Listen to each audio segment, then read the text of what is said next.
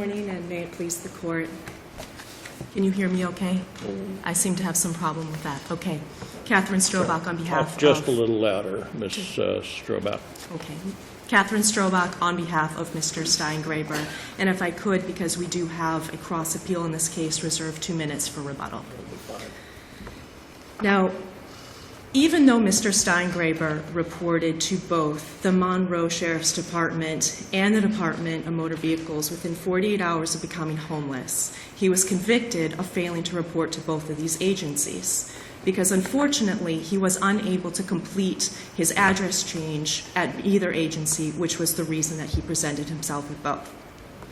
What happened was first he went, after he vacated his apartment, first he went directly to the Sheriff's Department, and that was his testimony. He spoke to the deputy that he normally speaks to do his re-registrations and was instructed to go to the DMV, which is actually consistent with the written instructions he had been provided for the previous 10 years. This person testified that she didn't recall him coming in, correct? Correct. She didn't recall, but she didn't say that he didn't come. And the interesting part was... She is the only, if I recall the record correctly, this being Monroe County, but I believe this is in the record, she is the only person who, at DMV, who would give the identification of the type necessary, correct? She's not with the DMV, Deputy Richardson with Monroe County Sheriff's Department.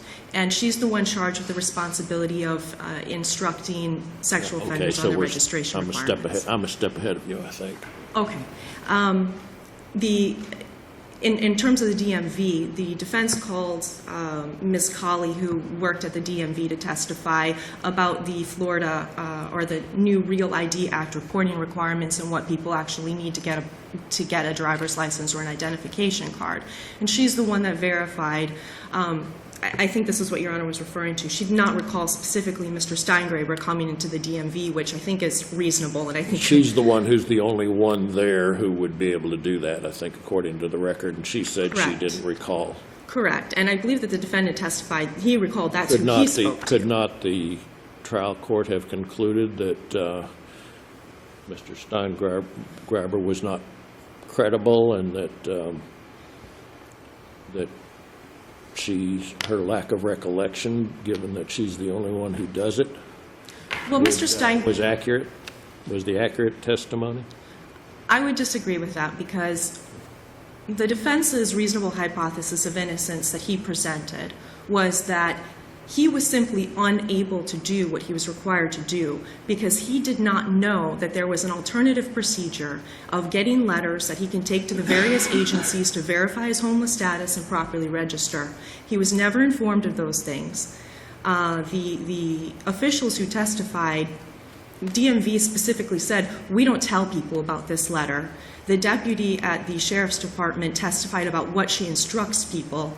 And this alternative reporting process is not in the instructions. So we know he wasn't told in advance. He didn't know to ask for it. Now, as a result of that, unfortunately, he just was simply unable to do what he had to do. And what he was attempting to do was get his birth certificate so that he could comply with the very letter of the law, the exact explicit instructions that he was given. He knew he had to go get an ID from DMV, correct? Absolutely, and that's what he went to try to do. And what you're saying is he did not know that he had to tell DMV, or that he should have told DMV that he was a sexual offender? He has told DMV that he is a sexual offender. It's on his current ID card. The problem was in this particular visit, what he went to do was make an address change as he's required to do. Apparently the conversation just didn't progress to the point where they were talking about his status in the community. He asked you the address change. He did not raise it. He did not raise it, but he knew that he needed to raise it, right? By virtue of past experience? Respectfully, Your Honor, I would disagree with that in this particular context, and the reason I say that is this. He was asking to do exactly as he'd been instructed to do.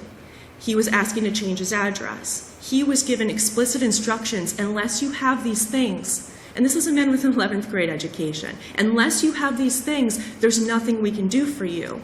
And so he was given the explicit impression that no matter who I am, what I am, no matter what I say, if I don't have my birth certificate, there's nothing I can do. But did he try And that? that's when I he guess the left. question is, when he went to the DMV, did he say, look, I'm a sexual predator, I have to register, and this is what I'm here for? Do you think he still would have been turned away? I mean, it doesn't seem to me that he tried hard enough. No, he wouldn't have, and that was what the trial court said in the sentencing hearing. So, but at the same time, what we're dealing with here is the fact that this is a person who, according to the written instructions, was attempting to comply with everything that he'd had to do, like he had been doing for 10 years. Well, yes, but And- not really, because it was kind of the situation where, you know you have to do something, but you're going to go and give it just the slightest attempt, and then when it doesn't work out, just walk away and say, oh, I tried.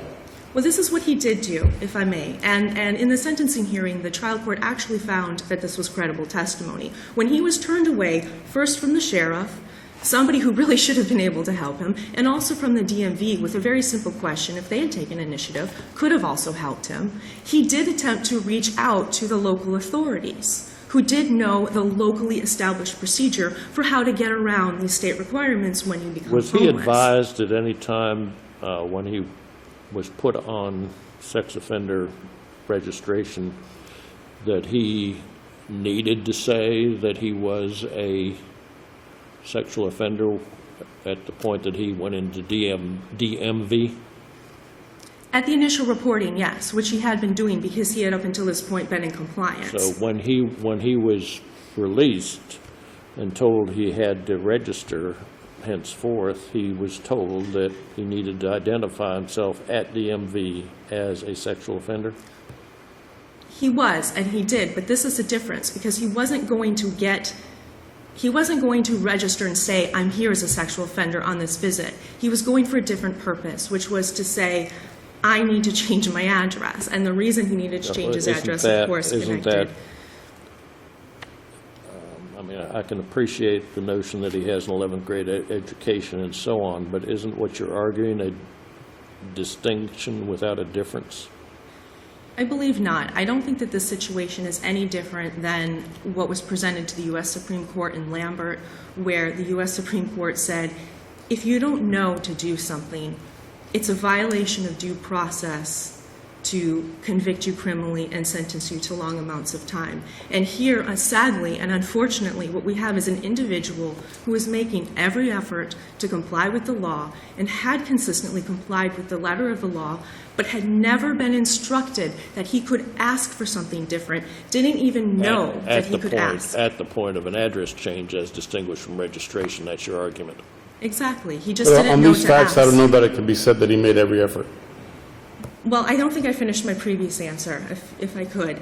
The trial court at the sentencing actually found that Mr. Steingraber was credible and believed that he, after he was turned away from both these agencies, went and tried to contact repeatedly over a 2-week time period the local authorities who could, in fact, have instructed him on this. The local police officer who's in charge of, she's the one that actually goes out and physically, I believe there's a team of them, they monitor the people in the community, go to the knock on the doors and make sure that they're there. She'd been dealing with Mr. Steingraber for years, so he was trying to get in touch with her.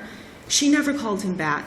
She made no effort. She didn't even acknowledge that he had received a message. And he said, I tried to contact her for over 2 weeks straight. And the trial court found that that was credible. So this isn't somebody who just stopped trying. He did try to get his birth certificate twice from another state as instructed by the DMV, which is what in his mind was the only thing that could solve this problem, because that's what he'd been told. And he did reach out to the local authorities to try to figure out if there's anything else he could do. And they just simply didn't respond to him. Thank you, counsel. Do I still have 2 minutes? We'll give you 2 minutes, yes. Thank you very much. Since there's a cross appeal. Good morning, and may it please the court. Timothy Thomas on behalf of the state. Well, I think it's important to begin with some characterizations that are made that I think need to be examined. Question of what is reporting, because the state's position is that the defendant never actually reported. Now, reporting doesn't just amount to opening the door of the DMV and saying, hey, I'm Bart Steingraber and I need an address change, thanks. That's not reporting. And so the question is, did what he the actions that he performed meet the legal definition of reporting. Did he know, or was he advised at some time in the past? Yes. That he, upon appearing for an address change, would have to identify himself? Yes. And that's both, how do we know that's both that in the from statute and in the form that he signed each time he re-registered. And in fact, that's part of the record. There's a form as to re-registration? I think counsel is agreeing to that it exists in the form. What about for? I think I heard that as well. For moving. No, there's no distinction made in the statute or in the predicate for action on his part is not a yearly thing. It's within 48 hours of something occurring, like change of address, loss of residence, various actions, all of which applied to him. He has 48 hours to perform some action. That's what triggers it, not the yearly reporting. Yearly reporting is an extra requirement, but it doesn't trigger any different actions that he's responsible for. Both the statute and the form that he signed acknowledging what his responsibilities are triggered by triggered by the 48-hour rule, not by the yearly registration requirement. The yearly registration requirement just compounds that requirement for him. So if I understand your question, I think it's a simple answer. Yes, he knows he has to go and perform these actions in order to inform the state of his current contact information, and the trigger requirement is not the yearly reporting requirement, it's the 48 hours, and it's not satisfied by walking in and saying, oh, gee, I couldn't get a driver's license. And that, I think, is an important point, and that goes to what I think the issue raised by counsel is, what satisfies the reporting requirement. And that is properly the intent that's required here. We didn't get into that. I'll leave it alone if it's not an issue, but the intent is knowing what it is that's required of it. That's the general intent that's required by the statute. I think it's important also to note he was not turned away by the sheriff on his first contact. I hear that phrase, and I guess I read it over and over again, turned away by the sheriff. This is not what happened. His initial contact at the sheriff's office was a person who testified that her only responsibility was re-registrations. And in fact, that's the only need that this defendant had in the past. For 10 years, he hadn't been doing anything except for coming in and re-registering on the yearly basis. And this person was the contact person for re-registration. She actually testified if he had some other need, it would go to somebody else. All she handled was re-registrations. She told him, for this particular need that you have, you need to go to the DMV, get your updated address registered by them, and that will satisfy your requirements. She didn't turn him away. She didn't say, I can't help you. She said, this is what you need to do to satisfy your requirements. When he couldn't satisfy his requirements that way, it seems to me the reasonable person would feel it incumbent upon them to go back to the sheriff's office and said, hey, they can't help me. What am I going to do now?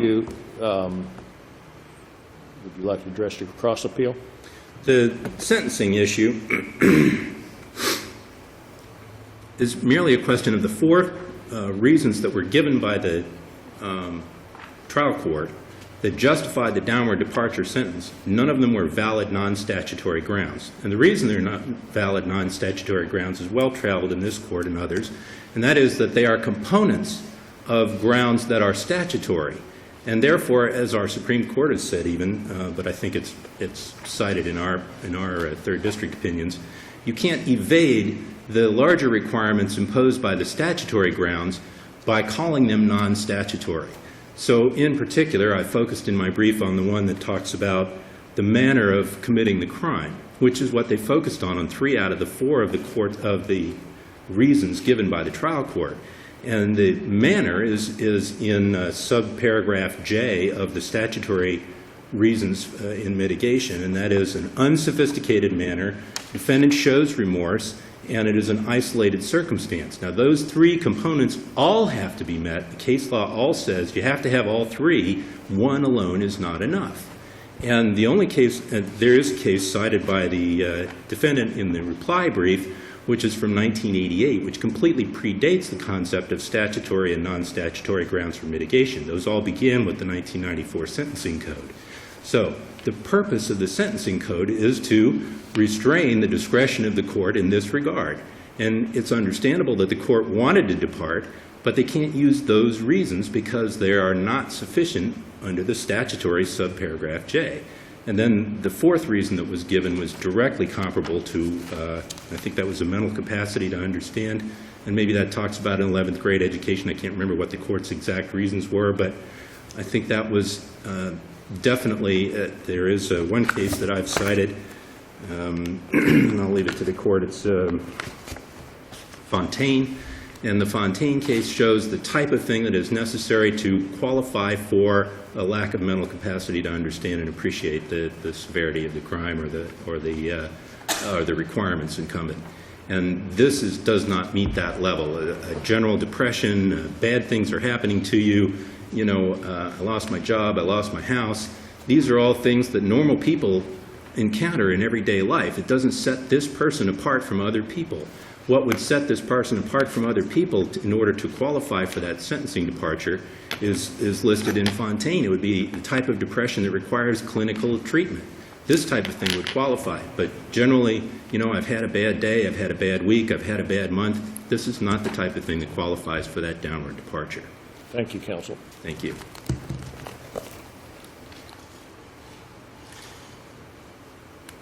Why should we not reverse the downward departure?